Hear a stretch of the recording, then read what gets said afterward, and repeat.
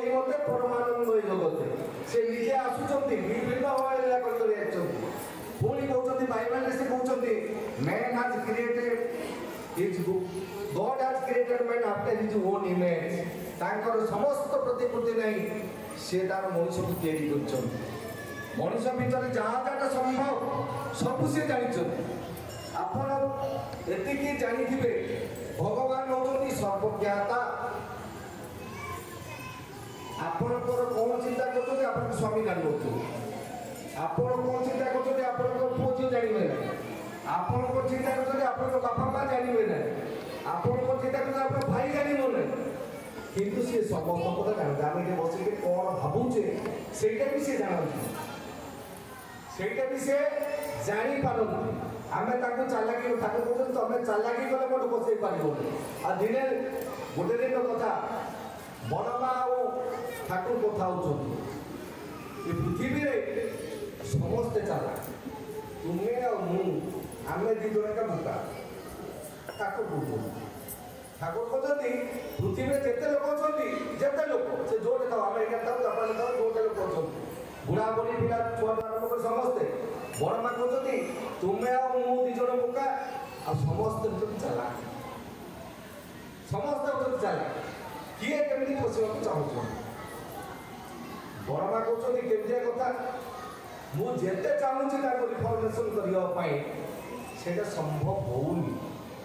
ସେ କହିଲେ କେମିତି ସମ୍ଭବ ହେବ ସେଥିପାଇଁ ଆଚାର୍ଯ୍ୟ ପରମ୍ପରାକୁ ରଖିଲେ। ଆଜି ପର୍ଯ୍ୟନ୍ତ ପୃଥିବୀରେ ଆଉ ଗୋଟେ ଜିନିଷ ଜାଣିଥାନ୍ତୁ ପୃଥିବୀରେ ଆଚାର୍ଯ୍ୟ ପରମ୍ପରା କେବେ ବି ନଥାଏ। ରାମଚନ୍ଦ୍ର କରିପାରିନାହାନ୍ତି, କୃଷ୍ଣଚନ୍ଦ୍ର କରିପାରିନାହାନ୍ତି, ଆପଣ ଜେସସ୍ କ୍ରାଇଷ୍ଟ କରିପାରିନାହାନ୍ତି, ମହମ୍ମଦ କରିପାରିନାହାନ୍ତି, ଚୈତନ୍ୟ କରିପାରିନାହାନ୍ତି, ରାମକୃଷ୍ଣ ପରମହଂସ କରିପାରିନାହାନ୍ତି। କେହି ବି ପୃଥିବୀରେ ଐତିହାସିକ ବହିପତ୍ର ପଢ଼ିକି ଆପଣ କେବେ ବି ବୁଝିପାରିବେ ନାହିଁ କୌଣସି ପୁରୁଷୋତ୍ତମ ଆଚାର୍ଯ୍ୟ ପରମ୍ପରା ରଖିପାରିଛନ୍ତି। କିନ୍ତୁ ଶ୍ରୀ ଠାକୁର ଆଚାର୍ଯ୍ୟ ପରମ୍ପରା ରଖିଛନ୍ତି। ପୁଣି କହୁଛନ୍ତି son by birth and son by culture. Shri Acharya କହୁଛନ୍ତି son by birth and son by culture. ଆମେ ମାନେ ସବୁ କିଏ ତାହେଲେ ଆମେ ହଉଛେ ସନ୍ ବାଇ କଲଚର। ଆମେ ସନ୍ ବାଇ କଲଚର ଠାକୁରଙ୍କ ଦୃଷ୍ଟି ନେଇ ଆମେ ବଞ୍ଚିବାକୁ ଚେଷ୍ଟା କରୁଛୁ।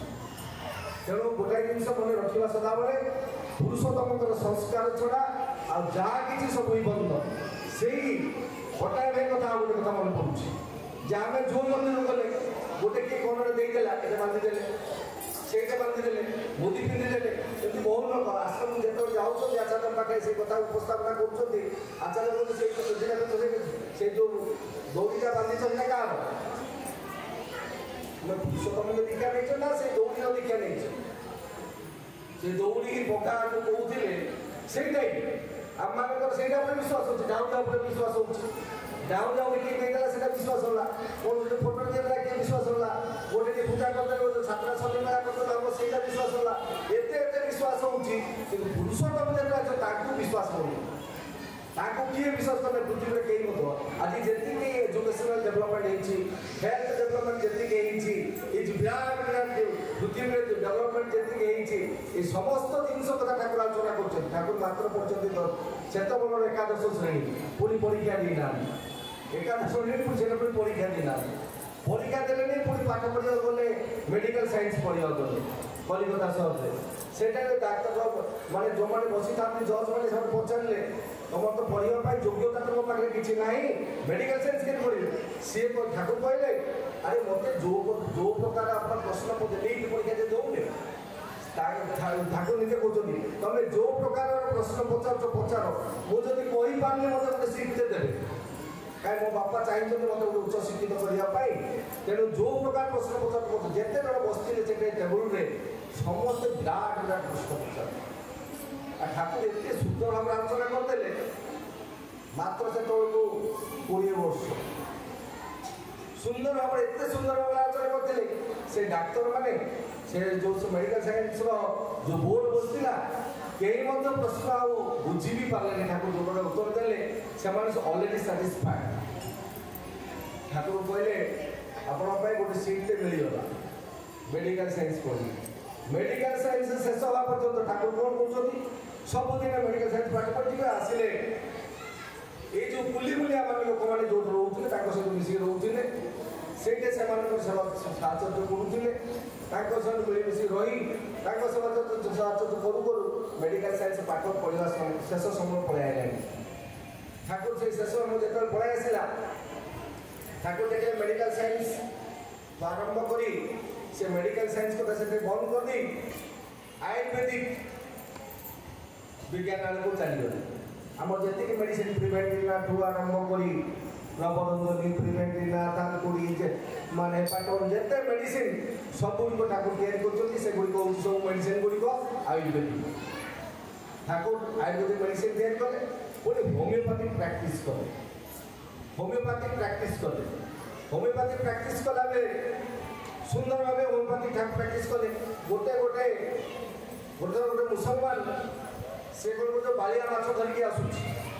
ଠାକୁର ସେ ମାଛଟା ଧରିକି ଗଲା ସେ ଲୋକଟା ଯେତେବେଳେ ମାଛଟା ଧରିକି ଯାଉଛି ଠାକୁର ସେତେବେଳେ ଘରକୁ ଯାଇକିରି ଗୋଟେ ମେଡ଼ିସିନଟେ କାଢ଼ିକି ରଖିଦେଇଥିଲେ। ହୋମିଓପାଥିକ ମେଡ଼ିସିନଟେ କାଢ଼ିକି ରଖିଦେଇଥିଲେ। କାରଣ ଠାକୁର ଜାଣିଛନ୍ତି ଏ ମାଛ ସେ ଖାଇବ, ମାଛ ଖାଇସାରିଲା ପରେ ଡାଇରିଆ ହେବ, ଡାଇରିଆ ହେଲା ପରେ ସେ ମୋ ପାଖକୁ ଆସିବ, ମୋ ପାଖକୁ ଆସିଲେ ଏ ମେଡ଼ିସିନଟା ତାକୁ ଦେଇଦେବି ସେ ଭଲ ହେଇଯିବ। ଚିନ୍ତା କରନ୍ତୁ ଗୋଟେ ଲୋକ ମାଛଟା ଦେଖିକିରି ସେ ନେବାର ପ୍ରୋସେସ୍ ଦେଖିକି ସେ ଜାଣିଦେଲେ ଏଇଟା ତେଣୁ ସିଏ ହେଉଛି ସେ ଠାକୁର। ଆମେ ବସିକି କ'ଣ ଭାବୁଛେ ସେ ଜାଣି କିନ୍ତୁ ସେ ବଡ଼ ମାଙ୍କ ଭିତର ଦେଇ ସେ ନାରୀ ଜାତୀୟ ରିଫର୍ମେସନ୍ କରିବାକୁ ଚାହୁଁଛନ୍ତି। ସେ ନାରୀ ଜାତୀୟ ରିଫର୍ମେସନ୍ ଗୋଟେ କଥା ସଂରକ୍ଷଣ ଏଇ ଅଳ୍ପଦିନ ତଳେ ଟିଭିରେ ଦେଖୁଥିଲି ପଦ୍ମଶ୍ରୀ ଉପାଧି ପାଇଥିବା କମଳା ପୂଜାରୀ କୋରାପୁଟର ମୃତ୍ୟୁ ପରିଗଲେ ନା ପୃଥିବୀରେ ପାଠ ବିଲକୁଲ ପଢ଼ିନାହାନ୍ତି, ସ୍କୁଲ ଦେଖିନାହାନ୍ତି। ସେ ଆଦିବାସୀ ଲୋକ ସ୍କୁଲ ଦେଖିନାହାନ୍ତି। ସେ ଲୋକ ମାନେ ବର୍ତ୍ତମାନ ଯେଉଁଟା ଚାଲିଛି ପୃଥିବୀରେ ତାକୁ ସେ ଭୂକ୍ଷେପ ନ କରିକିରି ସେ ସାଧାରଣ ମଞ୍ଜି ଧାନ ମଞ୍ଜି ସଂଗ୍ରହ କରିକି 100 ପ୍ରକାର ଧାନ ମଞ୍ଜି ସଂଗ୍ରହ କରିଥିଲେ। 100ରୁ ଉର୍ଦ୍ଧ୍ୱ ଧାନ ମଞ୍ଜି ସଂଗ୍ରହ କରିଥିଲେ। ପାଠଶାଠ କିଛି ପଢ଼ି ନାହାନ୍ତି। 100 ପ୍ରକାରରୁ ଉର୍ଦ୍ଧ୍ୱ ଧାନ ମଞ୍ଜି ସଂଗ୍ରହ କରିଥିଲେ। ସେଇଟା ପୃଥିବୀର ଆମେରିକା ସହରରେ ବିରାଟ ସହରରେ ଏଇଟା ଡିଭଲପମେଣ୍ଟ ମାନେ ସମସ୍ତେ ଚିନ୍ତା କଲେ ଯେ ବର୍ତ୍ତମାନ ଯେଉଁ ଫର୍ଟିଲାଇଜର ବ୍ୟବହାର କରିକି ଆମେ ଧାନ ଖାଉଛେ, ସିଲ୍କ ଚାଉଳ ଖାଉଛେ, ପ୍ଲାଷ୍ଟିକ ଚାଉଳ ଖାଇଲେଣି, ସେତେବେଳେ ସେ ଧାନ ମାନେ ସେ ଧାନ ଗୁଡ଼ିକ ସେ ସଦରରେ କୋରାପୁଟରେ ରଖିଥିଲେ। ସେଇଟାକୁ ନେଇ ରିସର୍ଚ୍ଚ ଚାଲିଲା, ରିସର୍ଚ୍ଚ ଚାଲିଲା। ପୃଥିବୀର ମାନେ ସର୍ବଶ୍ରେଷ୍ଠ ମାନେ ସଂରକ୍ଷଣ ବ୍ୟବସ୍ଥାକୁ ସେ ଦୂର କରିଥିଲେ। ବଡ଼ମାଦୁରା କରିଥିଲେ ସଂରକ୍ଷଣ ବ୍ୟବସ୍ଥା ଲେଖାଇଥିଲେ। ସେଟା କମଳା ପୂଜାରୀଙ୍କ ପାଖରେ ଦେଖିଲେ। ସେ ପାଠରେ କିଛି ପଢ଼ିନାହାନ୍ତି, ବିଲକୁଲ ସ୍କୁଲ ଯାଇନାହାନ୍ତି। ତାକୁ ପଦ୍ମଶ୍ରୀ ଉପାଧି ମିଳିଲା। ତେଣୁ ଠାକୁର କହିଲେ ଅଷ୍ଟବିଶିଷ୍ଟ ଏ ପାଠ ଭିତରେ ନାହିଁ। ଏ ପାଠ ଭିତରେ ଯେଉଁଟା ପାଠ ପଢ଼ି ସେବା ବଡ଼ ମା ପାଠ କିଛି ପଢ଼ନ୍ତି ସେବା ଭଲ କରୁଛନ୍ତି। ତେଣୁ ଜୀବନଟା ଦେଖିଛେ ଆମେ ବଡ଼ ମାଙ୍କର ଜୀବନର ଯେଉଁ ଅଷ୍ଟବୈଶିଷ୍ଟ୍ୟ ପାଠ ପଢ଼ିଲେ ସେଟା ହେବନି। ପାଠ ପଢ଼ିଲେ ସେବା କରିବାରେ ଶିଖି ହେବନି। ପାଠ ପଢ଼ିଲେ ଭିତର ଦେଇ ଆମ ଯେଉଁ ଇଗୋଟା ଅଛି, ଅହଙ୍କାର ଅଛି, ସେ ଅହଙ୍କାରଟା ଦୃଢ଼ୀଭୂତ ହୋଇଯାଉଛି। ମୁଁ ଏତେ ପାଠ ପଢ଼ିଛି, ମୁଁ ଡକ୍ଟରେଟ୍ କରିଛି, ମୁଁ ଏତେ ଜାଣିଛି। ଏଇ ଯେଉଁ ବ୍ୟବହାରଟା ଏଇଟା ଠାକୁରଙ୍କ ପାଖରେ କାମ କରିବ। ଆପଣ ତାକୁ ନିରହଙ୍କାର ହେଇକି ଯିବା ଦରକାର। ଠାକୁର ତାକୁ ଯେଉଁମାନେ ଆସିବା, ଯେଉଁମାନେ ଜାଣିବାକୁ ଚାହୁଁଛନ୍ତି ସଦାବେଳେ ଭାବେ ମୋ ପାଖରେ କିଛି ନାହିଁ, ଏମ୍ଟି। ଠାକୁର ପାଖକୁ ଆସିଲା ପୂର୍ବରୁ ଭାବେ ମୁଁ ଏମ୍ଟି, ମୋର ବ୍ରେନ୍ରେ କିଛି ନାହିଁ। ଠାକୁର ଯାହା କରୁଛନ୍ତି ମୁଁ ସେଠୁ ଆରମ୍ଭ କরি। ତେଣୁ ଆପଣ ପିଲାକୁ ପାଠ ପଢ଼ିଲା ବେଳକୁ ଦେଖିଥିବେ ଯେତେବେଳେ ସ୍କୁଲରେ ପିଲା ପାଠ ପଢ଼ିବାକୁ ଯାଉଛି ଖାଲି ପଟାଟେ ନେଇକି ଯାଉଛି, ନୁହେଁ କି? ମାନେ ଚକପିସଟେ ନେଇକି ଯାଉଛି, ଖାଲି ପଟାଟେ ନେଇକି ଯାଉଛି। ଗଲା ପରେ ସତ୍ସଙ୍ଗରେ ଆମର ବର୍ତ୍ତମାନ ସେଠି ଶିଖାଉଛି। ସତ୍ସଙ୍ଗରେ ସେଠି ନେଇକି ଗଲା ପରେ ସେଠି ଆଚାର୍ଯ୍ୟ କ'ଣ କରୁଛନ୍ତି, ତା ହାତ ଧରିକିରି ରାଟି ଲେଖି ଦେଉଛନ୍ତି। ସେଇଠୁ ପାଠ ଆରମ୍ଭ ହେଲା। ତାମାନେ ସ୍ଲେଟ୍ରେ ଆଗରୁ କିଛି ଲେଖା ନଥିଲା। ସ୍ଲେଟ୍ରେ ଆଗରୁ କିଛି ଲେଖା ନଥିଲା। ସେଇଠି ଆଚାର୍ଯ୍ୟ କ'ଣ କରୁଛନ୍ତି, ତାଙ୍କ ହାତଟାକୁ ଧରିକିରି ସେଠି ପ୍ରଥମେ ରାଟି ଲେଖିକି ଛାଡ଼ିଦେଲେ। ଆପଣ ତାକୁ ଆଣିକିରି ବାଇଣ୍ଡିଂ କରିକିରି ରଖିଦେଲେ ଘର ଭିତରେ। ଯେଉଁମାନେ ଛୁଆ ଜନ୍ମ କରୁଛନ୍ତି ସମସ୍ତଙ୍କର ଘରେ ସେ ଥିବ ବୋଧେ। ଯେଉଁମାନେ ଆଚାର୍ଯ୍ୟ ପାଖରେ ନାମ